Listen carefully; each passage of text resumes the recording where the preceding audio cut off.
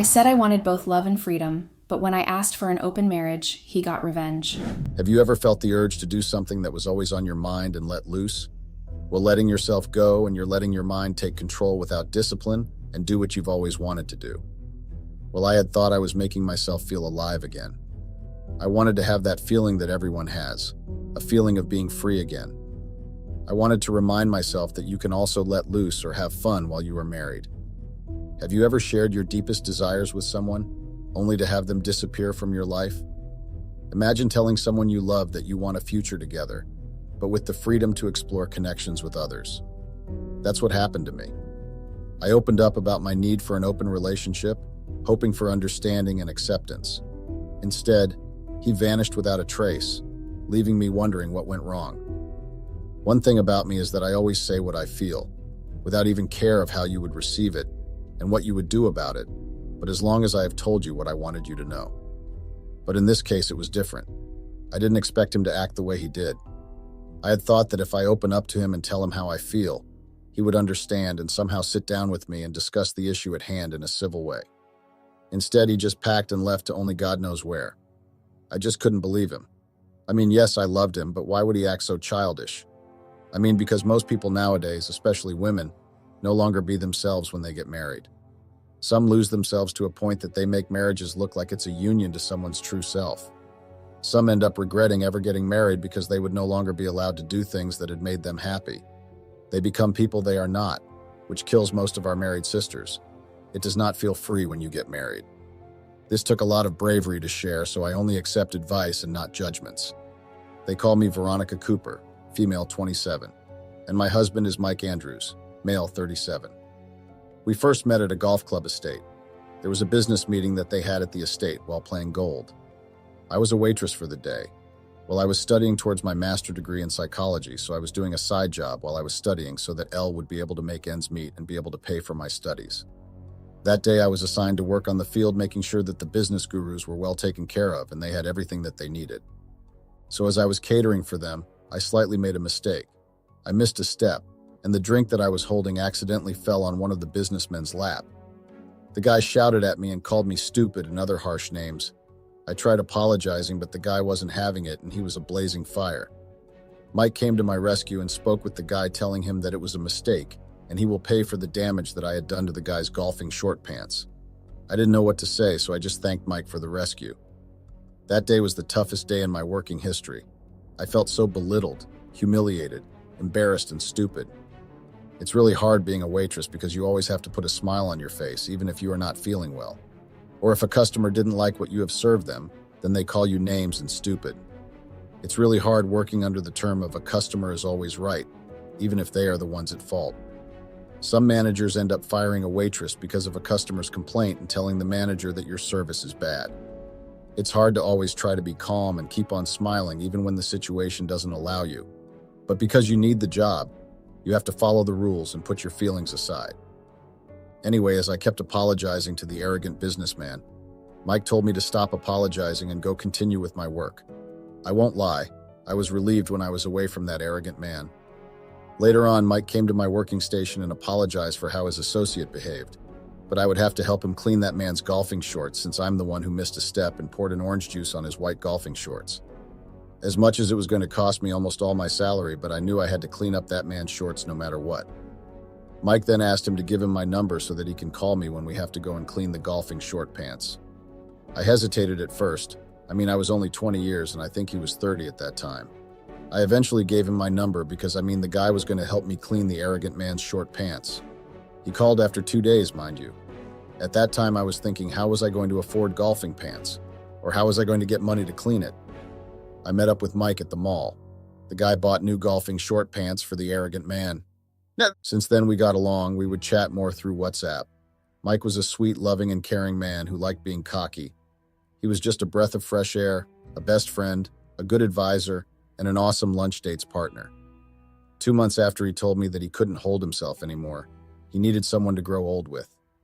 At first, I didn't understand what he was saying until he asked me to be his girlfriend officially. I was just lost for words. The guy is afforded and has everything that he wants and needs, so why would he want to have a girlfriend as simple as me? So we dated for like 8 months, and I can actually say that it was just everything and more. During those months, he had taken me to meet with his parents.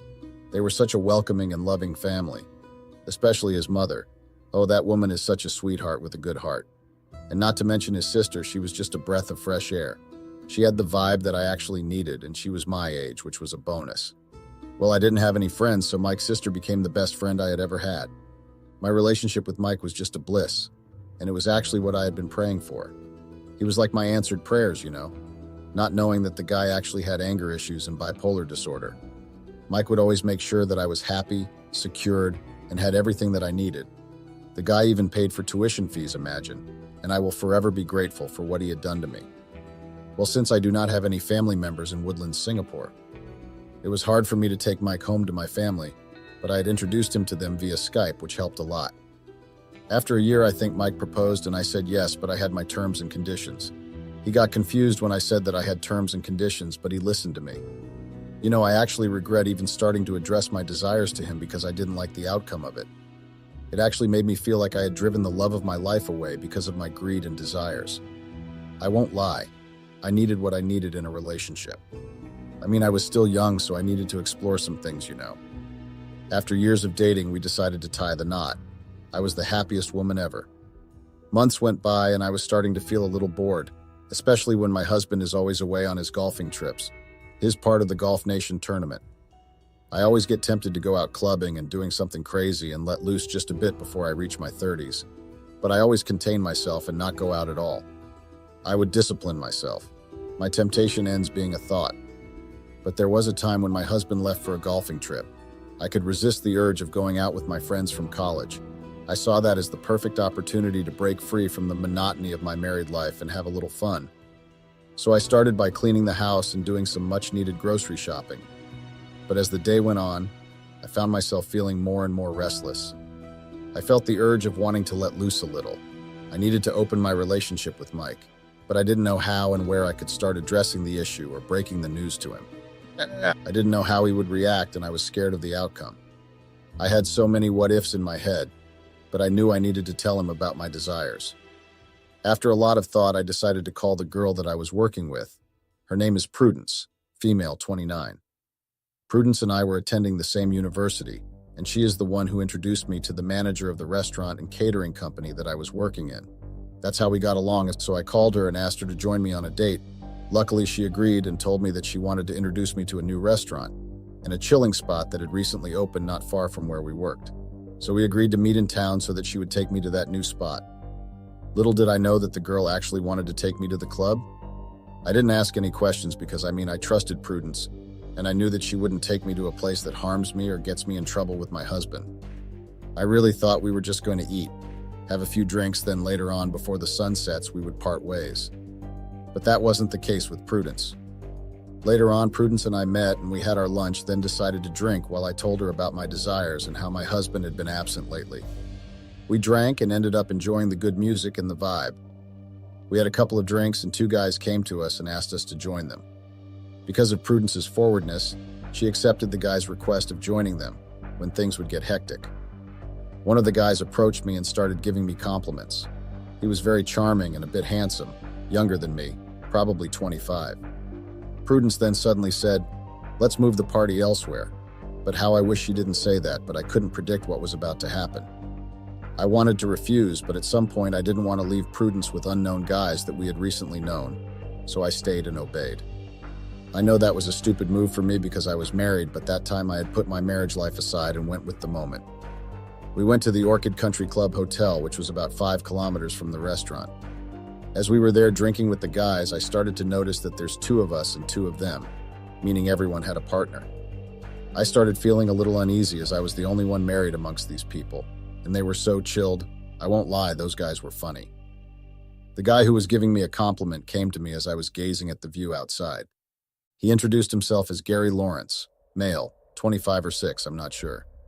He had a way of making me feel comfortable. Well, this is when I realized I needed to loosen myself a bit as I was feeling a bit of guilt. We started to talk about life and conspiracies, and we realized we had something in common, and drinks kept on coming. The music kept on playing, and our conversation kept getting deeper, and I found myself drawn to his charming smile and kind eyes. He was just a breath of fresh air.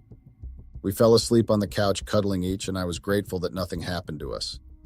At first, I felt a mixture of guilt and excitement that nothing had happened, and I had an opportunity to let loose. I had never done anything like that before, and I wasn't sure if I could ever forgive myself, but nothing happened right. So why feel guilty when nothing has happened? So as the day went on, I found myself losing myself in the moment, and the guilt began to fade away. Our trip came to an end, and I knew that I had to go back to my boring house, plus my husband was coming back, so I had to go. When I got home, I had found my husband already back, which was a shock to me because I didn't expect him to be back earlier since I had also tried to be back earlier than him. Well, I guess he had beat the traffic. He asked where I was coming from, so I told him that I had gone to a night away with the girls. But I left the guy's part aside because if I had mentioned it, hell would have broken loose. Sometimes my husband and I would spend our weekends together, but it wasn't fun because he would always watch golf games and I would be sitting with him reading a book, which was purely boring for me. My mind was thinking about the trip that me and the girls had. I'd been feeling neglected by my husband for quite some time, even if he was around. He was always busy with work and his golfing games never seemed to have time for me. I felt like I was just a mere obligation to him, rather than a beloved partner. I won't lie and say the girls' night was boring because it wasn't. It was actually full of life and fun. I enjoyed every moment of it, and I wished I could turn back the hands of time and go back to that night. Months passed. My husband had been too occupied with work and his golfing games. To tell the truth, golf really bores me. There is actually no fun in it. It shows that it's a game for rich people. So one day, a guy from the trip texted me on Instagram. I was so shocked about why he would send me a text on my Instagram. But I didn't ask him anything, I just replied to his messages, which were actually a very good distraction because I was somehow bored at home. So he had asked me to accompany him to his friend's party. I hesitated at first because I didn't know what I would tell my husband. But God came through for me. And I really needed to get some air and let loose a little. I'd been cooped up in the house for way too long. I'd been itching to let loose and have some fun, but I didn't want to do anything that would jeopardize our marriage. So that weekend was a great opportunity for me to let loose a little. As soon as my husband was gone, I decided to take advantage of the situation. I put on my favorite dress, did my hair and makeup, and waited for Harold to come and fetch me because that was the plan. When we got there, I felt the vibe already. There were so many people, and I guess it was friends and maybe colleagues. I spotted his friends that I had met during that night. They were with their partners who were very much friendly and full of fun. The music was blasting. Everyone was having their good time, minding their own business, and that was what I really needed. It felt so liberating to be able to be myself without worrying about what my husband would think. The next day, I woke up feeling a bit hungover and regretful. I had a bit too much to drink the night before, and I was worried that my husband would notice when he got back. But as I looked in the mirror, I saw a confident and carefree version of myself staring back. I realized that I didn't need to be perfect all the time, and that it was okay to let loose and have fun. Over the next few days, I continued to explore my newfound freedom whenever my husband was either at work or went golfing. I continued chatting and going out with Gary. He made me feel so much alive, as he also introduced me to new clubs around Woodlands. I knew from there that I had found my real self. I had finally found the person I had always wanted to be. Yes, my friend Prudence and I would go out, but she respected my husband, so they didn't want to be on his bad books. My friends treat Mike like he was a god or something.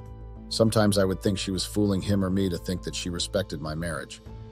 One happy morning, well, I woke up happy and in a great mood that weekend. Simon and I had a very steamy and loving, intimate moment the previous night. We had a lot of lovemaking.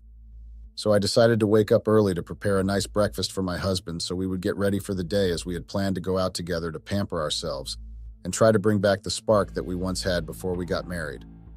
I had planned everything, you know. I was so happy that I was going to spend time with my husband after a long time of him always going out. So that morning he came down the stairs wearing his golfing clothes and came down with his kit. I didn't understand why he was wearing that, so I asked why he was wearing his golfing clothes while we had plans for the day.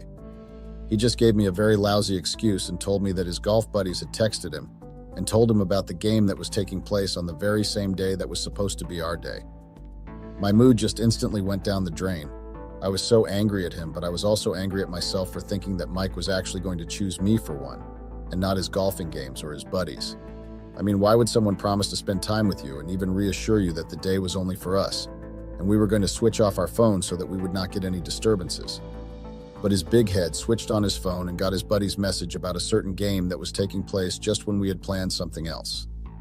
He had reassured me that he would be available for lunch and dinner. Later on, I had a hope that Mike would have been back and we would continue with our day like we had planned. So I decided to cook all of his favorites for dinner. I had really missed my husband, and that time was the only perfect time to tell my husband Mike about my desires. So I prepared everything and even texted to come back home earlier. I knew that when I deliver my issue of desires, he would not act like any normal person would, but I just didn't know the consequences that would come with the fact that I had told him about my desires. He came back earlier just like I had asked him to. So we ate over a light conversation, and I knew that it was time to drop the bomb and address the elephant in the room, with the hope that he would somehow understand why I needed what I needed. So after we had dinner, I asked to speak to him before he went to bed. So I told him that I really wanted to grow old with him and start a family, I told him and reassured him that what I was about to tell him didn't mean that there was something that had changed between us, because there wasn't anything. I literally said, "I've been thinking." That's how I began. My voice was hesitant yet determined. "I love you more than words can express, Mike, and I want to spend the rest of my life with you." His eyes softened, a smile playing at the corners of his lips. "I feel the same way, Ronnie." That's how he would call my name. "You're my everything." I then took a deep breath, gathering my courage. But I also felt like there's a part of me that's restless, that craves something more. I want to explore, to experience different things, but I don't want to lose you. I want an open relationship. Mike's expression faltered, surprise mingling with uncertainty. "An open relationship?" I nodded, my heart pounding in my chest. "Yes, I want us to be honest with each other, to communicate openly about our desires and needs. I still want you in my life, Mike, but I need the freedom to grow, to discover who I am outside of our relationship." Silence stretched between us. The weight of what I had said really made things difficult for me. Plus, Mike just went on a quiet mode. Finally, Mike spoke, his voice barely above a whisper. "I don't know if I can do that, Ronnie. I thought we were meant to be together, just us against the world." Tears welled up in my eyes as she reached for Mike's hand. It was harder than I had anticipated. "Please, Mike. This doesn't change how much I love you, but I need this. I need to explore this part of myself." Mike roughly withdrew his hand, his gaze distant. "I need some time to think, Veronica. I can't promise anything right now." I knew that our relationship was hanging down the hill, so I had to expect anything from Mike. So I first dropped the bomb of the fact that I wanted us to explore new ventures. So I suggested that we would open our relationship to any opportunities that would come with that statement. He calmly asked why I wanted to open our relationship, and I knew that when he was that calm, it meant only one thing. He was angry, and I should expect him to do or say anything because of his anger. I furthered by telling him that I was ready to start our family, and I won't lie, I was ready to give him the child that he had always wanted.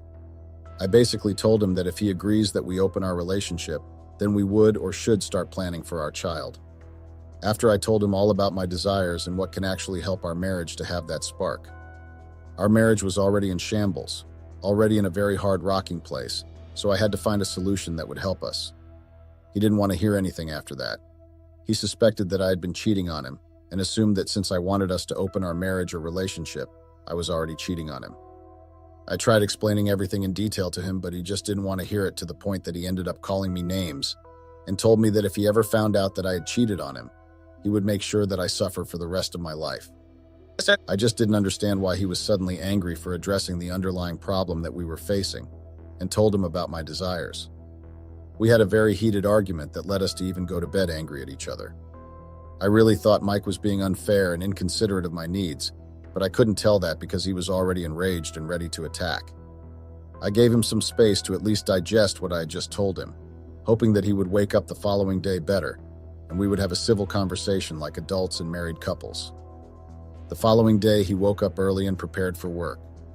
I tried making a conversation with him, but he didn't want anything to do with me because he didn't even eat his breakfast that I had made for him. I really thought that Mike was actually very childish and inconsiderate. I mean, why would I stay in an unhappy marriage? Or maybe let me not say unhappy but unsatisfied marriage while I knew that I had to address the issue with my partner.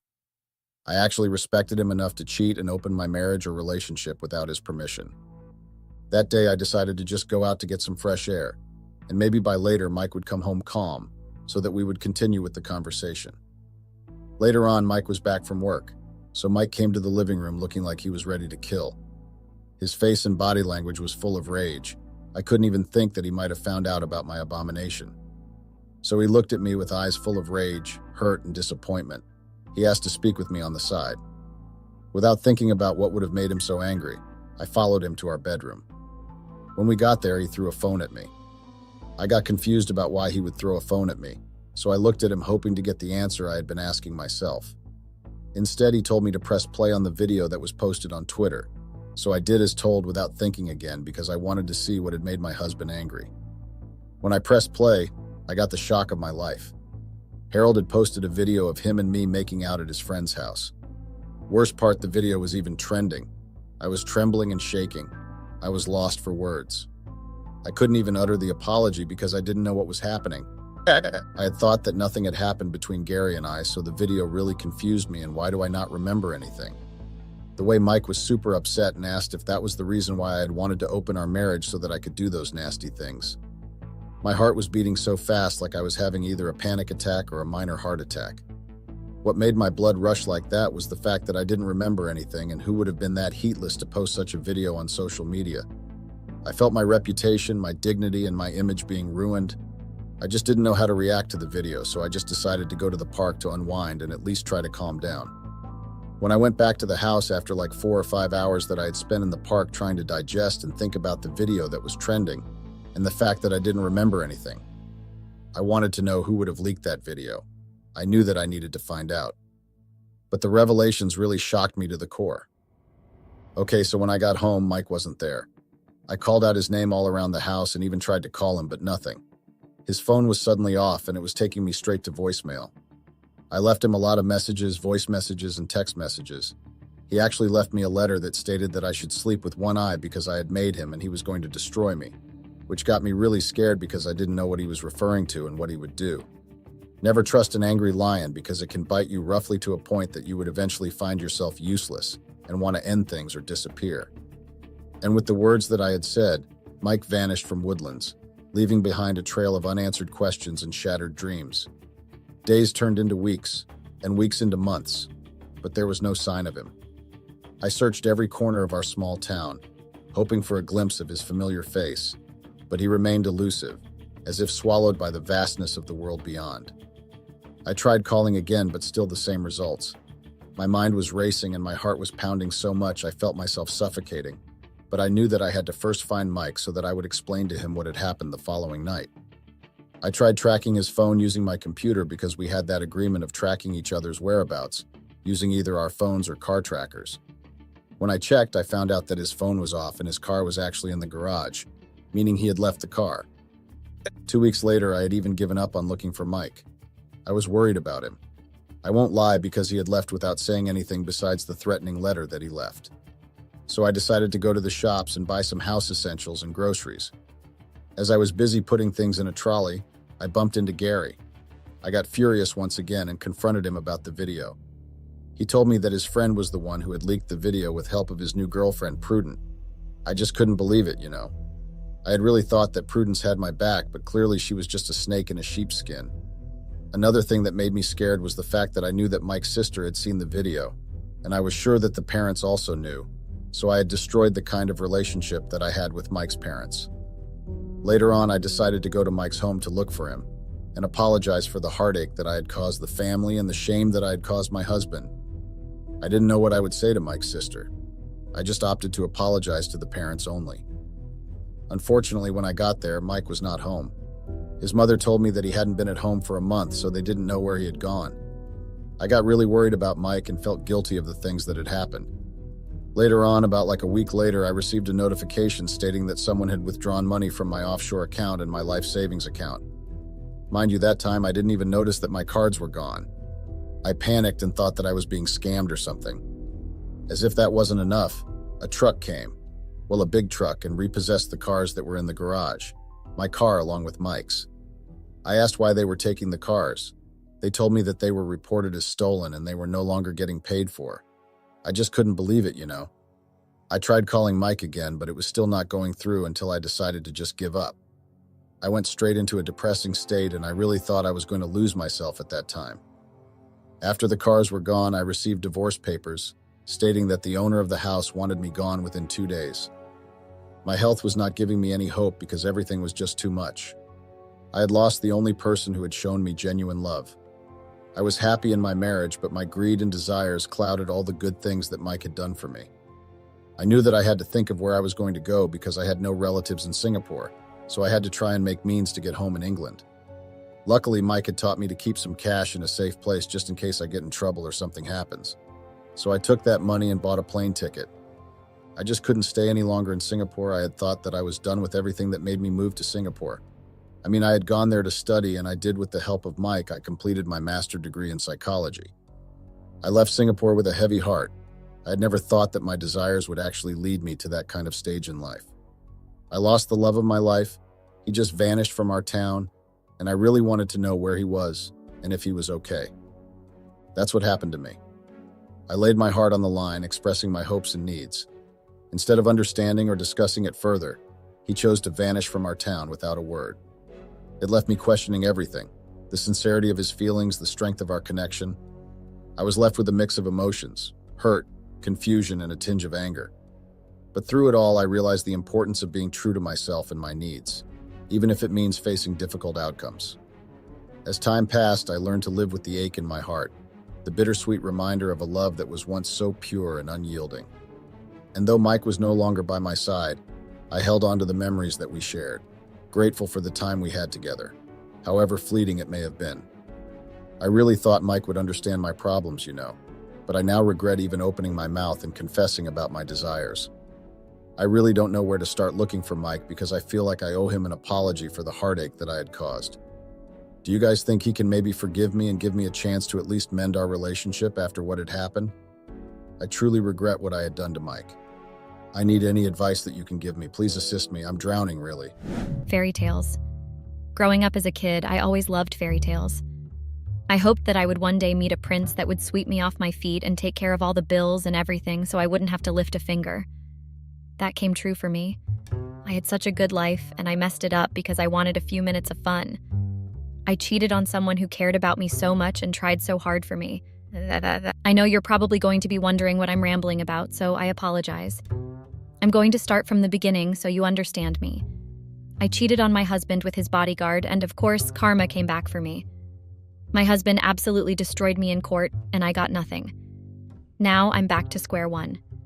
I fought so hard to leave the slums, and I honestly cannot believe that I am back here again, struggling and living from hand to mouth and surviving on food stamps. My name is Melissa, and I am a 29-year-old woman. I was married to Justin, a 29-year-old man. We live in the US, and we were married for about a year.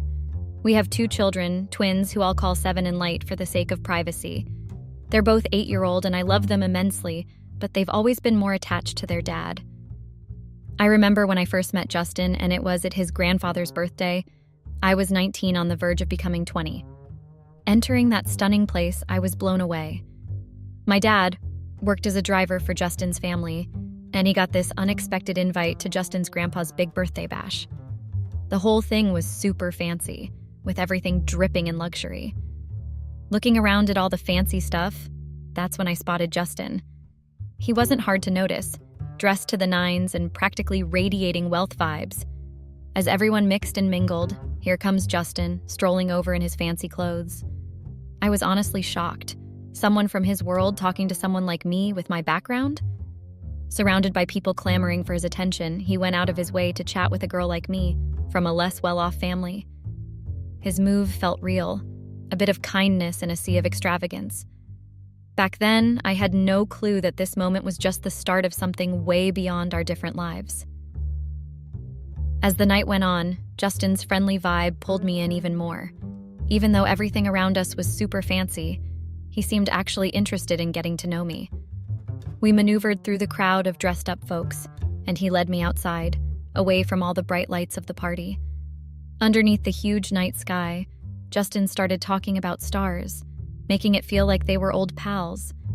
It was kind of surreal, just standing there in the quiet, far from all the fancy stuff going on inside. Surprisingly, Justin, who you'd think would be all high and mighty, decided to give me a crash course on how to act all proper. He could tell I was feeling a bit awkward in this world of rich people, so he took the time to teach me how to handle myself. From eating at a fancy table to chatting without making a fool of myself, Justin wanted to make sure I didn't stick out like a sore thumb. While he shared his tips, I couldn't help but appreciate how genuine he was in trying to bridge the gap between our lives.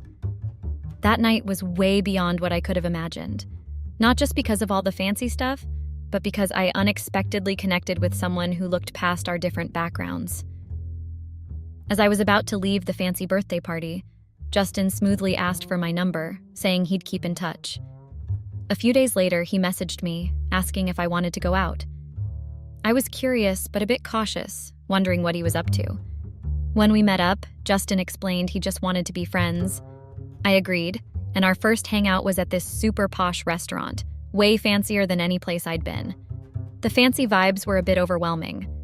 During the night, we chatted about what we liked and didn't like, and Justin, being the friendly guy he is, shared more tips on how to handle fancy situations. It was kind of funny, but he wanted to make sure I didn't feel out of place. Despite the swanky setting, we connected over real conversations and shared experiences. I was impressed not just by the fancy stuff, but by how Justin tried to make our worlds meet. It turned out to be a night filled with laughs, learning, and unexpected friendship. I immensely enjoyed it. On our second date, Justin had this idea that since he'd already shown me his fancy world, I should show him what it's like in my neck of the woods. So we spent the day chowing down on street food and doing all sorts of things that I was pretty sure he'd never be caught dead doing because he's so posh. It was a riot seeing his face trying out street eats, stuff way different from his usual high-class meals.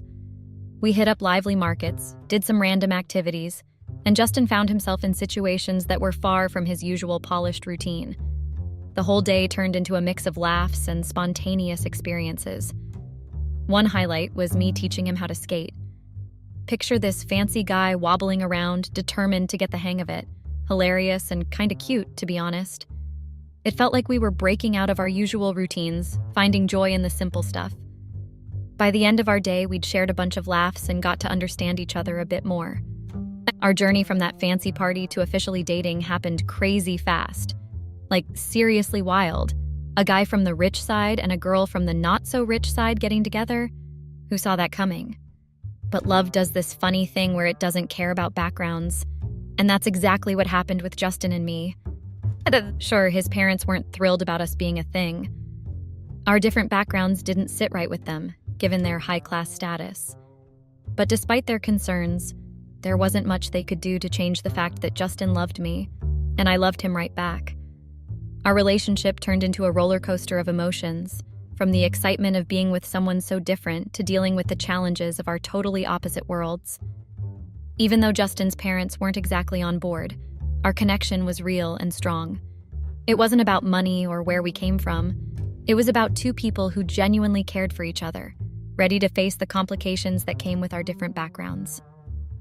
Less than a year into our relationship, Justin and I found ourselves facing an unexpected twist. I was pregnant. It hit us like a ton of bricks, and the whole situation felt surreal. I was overwhelmed with a mix of emotions, feeling a bit crazy and not knowing what to do. One day I just broke down. I was scared and had this nagging fear that Justin might bail on me. But he didn't. Picture this, me in tears in the bathroom, and Justin walks in, genuinely concerned. When he found out it was because I discovered I was pregnant, he didn't freak out. Instead, he laughed a little, gave me some words of encouragement, and reassured me that we'd face it together. In that vulnerable moment, Justin's support became a lifeline. We were scared, no doubt about it. Becoming first-time parents is no joke, but the fear didn't matter because we were in it together. Justin, driven by his own experiences of emotional absence from his parents, wanted to break that cycle. He was determined to be there for our kids in ways his parents hadn't been for him. Of course, when his parents found out about the pregnancy, they weren't exactly thrilled. They accused me of trapping Justin, but he didn't let their negativity get to him. When our twins, Seven and Light, finally arrived, it was a mix of joy and chaos. Early parenthood hit us hard sleepless nights, non-stop diaper changes, and a constant juggling act. But holding our little ones made it all worthwhile. Let's be real, keeping up with two tiny humans wasn't a walk in the park. Thankfully, Justin's parents stepped in to help. Despite their initial hesitations about me, they couldn't resist falling for their grandkids. Their support became a lifeline during those exhausting days when coffee was our best friend. It wasn't all rainbows and butterflies. Parenting brought its own set of challenges, and trying to figure it all out with limited sleep was tough. But having Justin's parents around, ready to lend a hand and share their know-how, made a world of difference. As Seven and Light grew, Justin's parents stayed involved, becoming a big part of their lives. Despite the rocky start, the love they had for their grandkids helped us a lot. Jump ahead a few years, and the twins were growing up fast, almost hitting 6. I was getting closer to 28, same as Justin. Life had changed a lot since those early days. Justin had been a rock star partner and dad. He didn't just lift me out of the tough times, he took care of everything. Bills, responsibilities, you name it. Even though I had a solid education, I hadn't jumped into a job. Instead, I embraced being a full-time mom while Justin held down the fort. Getting used to the perks of a comfortable life took some time, but Justin's support made the whole transition smoother. I went from struggling to pay the bills to having some room to breathe. Justin must have decided that it was finally time to pop the question, because he took me out of a picnic and proposed to me. I was ecstatic and happy, even though I loved marriages. I had never really pushed for Justin to pop the question because I knew it was something that took time. Justin and I were all in for planning our wedding, and the kids, Seven and Light, were over the moon about it. Their excitement added a special touch to the whole process. But not gonna lie, things got a bit tricky with Justin's parents. Despite the years gone by, they still held a grudge. They weren't exactly thrilled about me, calling me a gold digger and all that. When they heard about our wedding plans, they were pretty mad. Eventually, though, they simmered down a bit. Maybe the sight of us as a family helped. My parents, on the other hand, were all for it. They liked Justin, saw the love we had, and were totally on board. Their support made the wedding planning way smoother. At first, Justin and I imagined a simple wedding, low-key and cozy. But his parents had different ideas. Being all about status, they insisted on something big. So we landed on a compromise, a destination wedding. Planning that shindig was a whole adventure. We had to find a spot that pleased Justin's parents, but still felt right for us. The venue, the guest list, and all those cultural bits needed careful thought. When it came to our bachelor and bachelorette parties, we were on the same page. Separate parties, no craziness. We'd seen some friends go all out on their last night of freedom, and we wanted to keep it in check. Justin's party had the kids around, so no wild stuff there.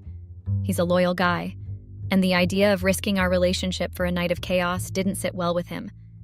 Plus, with Seven and Light in the mix, he knew they'd spill the beans on anything off-kilter.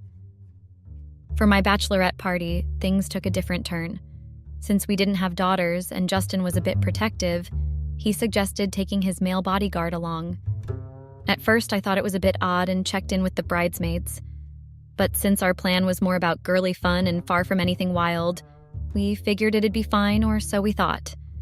So there we were with Marco, Justin's tall and good-looking bodyguard, who, despite looking like a model, was known for being more than just eye candy. He could handle his security gig like a pro. We kicked off my bachelorette's party early in the day. We started with the usual stuff: spa time, a bit of shopping, just some regular girl fun. It was a great day, with a few drinks thrown into the mix. But as the night rolled in, the girls and I, carried away by the idea that it was our last night of freedom, thought, why not spice things up a bit? Yeah, looking back, I can admit it was a bit of a silly move. But in the moment, excitement and a couple of drinks got the better of me. Now I had this weird belief that promising not to cheat on Justin was some sort of magical shield against doing anything foolish. So in this slightly tipsy state, the girls and I cooked up a plan to hit a strip club. The catch? We couldn't ditch Marco, our ever-watchful bodyguard.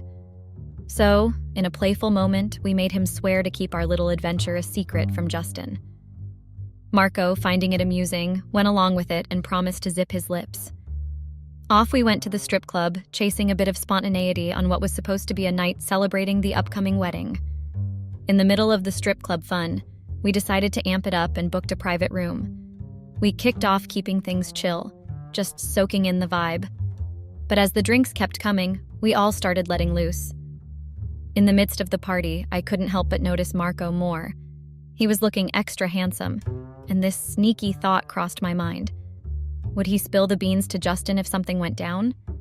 At first, I tried to shake off those thoughts, blaming it on the booze messing with my head. But as the night rolled on and the alcohol took over, those reservations faded away. In the heat of the moment, I found myself kissing Marco. It was a slip, a decision I'd later regret, but in the haze of the night, I suggested we continue later, acknowledging that I'd crossed a line. After the strip club adventure, we headed back to the hotel. The reality of what happened hit me, and my earlier promises felt like a distant memory. Back in the hotel room, things took another unexpected turn. Marco sneaked in, and lines that should have stayed put got crossed. What followed was an intimate encounter, a result of choices made under the influence and the thrill of the moment. The morning after that crazy night, I was hit with a huge wave of horror. The truth smacked me. I'd messed up big time, cheated on Justin, and broken his trust. The guilt weighed on me, and I was drowning in questions. What was I going to do? How could I face Justin, the guy I was about to marry? At first, I freaked out about Justin finding out. I figured my friends were just as hammered as me and probably wouldn't remember much. Plus, Justin didn't really like my friends, so I was banking on him not taking their word for anything. In a twisted way, I tried convincing myself that the messed up details of that night would fade away in a boozy blur. Oddly enough, Marco, not as bothered as I was, started spinning this story that it wasn't entirely our fault. He downplayed the whole mess, blaming it on the mix of booze and spontaneity. Call it stupidity or whatever. But somehow, I started buying into his excuses. It was a twisted way to cope, a messed up justification for something that should have never gone down. As the wedding date inched closer, panic set in. The idea of confessing to Justin seemed impossible. Spilling the beans about cheating right before our vows? No way. I couldn't bring myself to wreck Justin's view of our relationship on the brink of our wedding. So I made the stupid decision to keep it all locked up. I told Marco how whatever happened between us needed to stay in the past. It was a feeble attempt to draw lines, a desperate move to regain some control over a situation that had spiraled out of control. But of course, that was impossible. Our wedding was a real spectacle, all grand and fancy. The kids couldn't stop talking about it for days. It was a happy time, and the memories stuck with us, creating this warm glow around our new family. In the midst of all this, Marco somehow convinced me to keep our secret thing going, promising that Justin would never catch on. I knew it was a dumb move, but I went along with it. Looking back, I can't believe what I was thinking. A few months into our marriage, Marco and I started this affair. After our honeymoon, we slipped into this routine of deceit.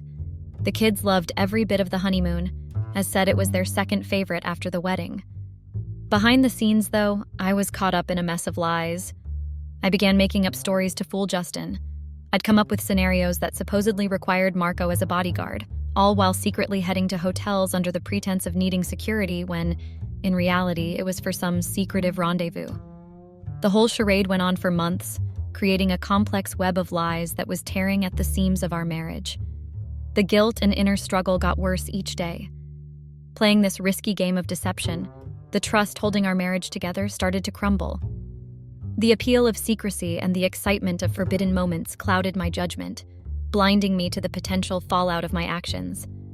While our family looked perfect from the outside with the big wedding and happy honeymoon, underneath, I was a disloyal and deceitful wife lying to my husband. The stark difference between the public image and our private reality created a confusing conflict that I had a hard time making sense of. Life can be unpredictable, you know? That saying about things coming to an end eventually and karma hitting back hard? Well, they hit me like a ton of bricks. So picture this. It's a day after one of my secret hangouts with Marco. We roll up to the house, Marco in the front with the driver, and me in the back as usual. We park, and as I'm about to head inside, a message from Justin pops up on my phone. I open it, and it's a video. I don't play it. Instead, I think I'll just ask Justin about it since we're both home. But here's the crazy part. The moment we step out of the car, bam, Marco gets arrested. Turns out he's slapped with theft charges. I'm standing there in shock because I know Marco wouldn't steal anything. It has to be a setup, but I'm clueless about who would pull such a stunt. The cops fill me in, explaining that some diamonds disappeared from our place, and when they searched Marco's stuff, there they were, carefully hidden. I'm flabbergasted, and there's nothing I can do. The police haul Marco away, but before he goes, I promise him I'll get him a lawyer. Now, here's where it got worse. I'm pretty sure Justin's pulling the strings behind this because he's the only one with enough authority in the house to do that. So I march inside to confront him and get some answers. So, after Marco gets hauled off by the police, I head into the house feeling a mix of shock and confusion. Why on earth would Justin go after Marco like that? I know Marco isn't the stealing type, so there has to be some hidden motive in Justin's move. Justin, my usually sweet and kind husband, is also capable of being remarkably ruthless. Imagine me wandering through the house, noticing that the kids are nowhere to be found. I go on a little hunt for Justin and eventually stumble upon him in the study. I inquire about the kids, and he calmly informs me they're at his parents' place, which isn't unusual.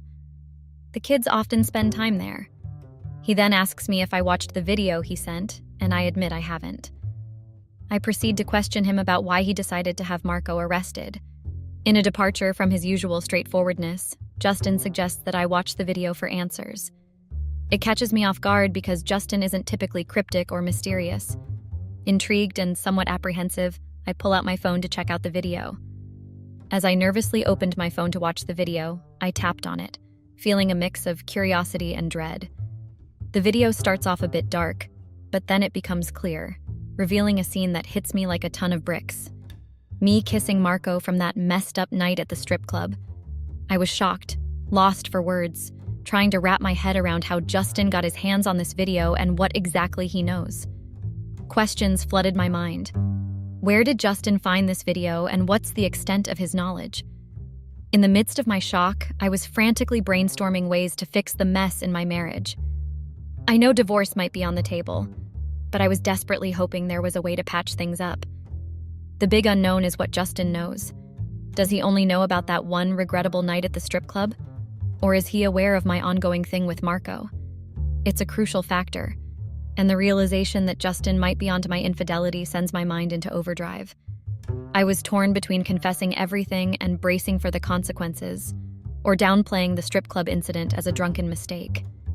If Justin only knows about the night at the strip club, then I could tell him I was just drunk and beg his forgiveness. But if he knows about the secret affair, then there's no saving me. Tears well up in my eyes as Justin, cool and collected, silently watches my emotional turmoil. He shows no emotion on his face, and I wonder what he's thinking. In the middle of my breakdown, recalling the simple advice not to put all your eggs in one basket, I broke into tears and started pleading with Justin. I painted a picture, explaining it was the result of being too drunk, and my friends practically dragged me to the strip club. I tried every trick I could think of, but Justin just stared at me. Then he hit me with a question that made me shut up. Did your friends also push you to take him to hotels too? I was shocked. I came to a brutal realization. I had seriously messed up. There was no turning back. Maybe if I had owned up to the affair when I first saw the video, instead of spinning a yarn about it being a one-time thing, Justin might have considered forgiving me. But the look on his face made it crystal clear. Forgiveness wasn't on the table. He dropped a harsh ultimatum, 30 minutes to pack up and leave. The catch? I could only grab my phone and the clothes on my back. Everything else, he claimed, was his. Staring at the wreckage of my life, the reality hit hard. I depended on him for everything. In a raw admission, Justin confessed to setting up Marco's arrest, ensuring he'd serve time. He said it was a brutal consequence and a stern warning for anyone messing with someone else's marriage. Justin, when angry, was downright ruthless, making any attempt at talking pointless. I did what he asked, just left. The plan was to wait until he calmed down and then come back, beg him to reconsider. But that plan quickly went up in smoke. The moment I walked out, Justin decided to take things up a notch. He sent that damning video to everyone we knew, his folks, my folks, literally everyone. You can picture the joy on his parents' faces, finally thinking they were right about me being a gold digger. Now, broke and without a backup plan, I had to swallow my pride and turn to my disappointed parents, the same people I tried escaping by marrying into Justin's wealthy world. The irony hit hard. I used to depend on Justin for everything, and now that dependency was biting me back. And the video? Turns out my so-called friends were the culprits. On the night I thought no one cared about what I was doing with Marco, they were sneakily recording everything. What's even more messed up? They decided to send that video to Justin after our wedding. The timing didn't make much sense to me. Why wait till after the wedding? But at that point, I didn't care for explanations. Fueled by anger and betrayal, I cut them out of my life for wrecking my marriage. Marco was about to face trial for theft, but in the midst of my personal chaos, I didn't bother visiting him. I had more significant issues on my plate. Did I ever mention that I signed a prenup? Maybe not. I had signed a prenuptial agreement before marrying Justin, a mandatory condition set by his grandfather and parents. It was the one thing we couldn't contest, and that decision came back to haunt me during the divorce. Justin unleashed a legal storm that left me with nothing, absolutely nothing. The courtroom battle was brutal, and I lost custody of the kids. Justin absolutely destroyed me in court. I didn't even get custody of the kids. Because while in the courtroom, yes, the kids were present, with the way they were clinging to Justin, it was obvious they were very attached to him. And also, considering how dead broke I was, it was obvious the judge wouldn't give me the kids. Justin had a means to take care of the children. The judge granted me only weekend visits. We hadn't even been married for a year, and thanks to the prenup, I practically left the courtroom empty-handed. To add insult to injury, the judge didn't mince words about my infidelity with the bodyguard, further deepening my humiliation. Justin's strategic legal moves and the prenup combined to obliterate any hope I had of a fair settlement. The only positive outcome I got was that I didn't need to pay child support. So that's my tale of how I messed up my marriage for a fleeting moment of excitement. Justin never found it in himself to forgive me. Though I get weekend visits with the kids, it's crystal clear they favor their dad. Life feels like a reset. By putting my story out here, I hope someone learns a thing or two, steering clear of the mistakes and pitfalls that tripped me up. Thanks for lending an ear.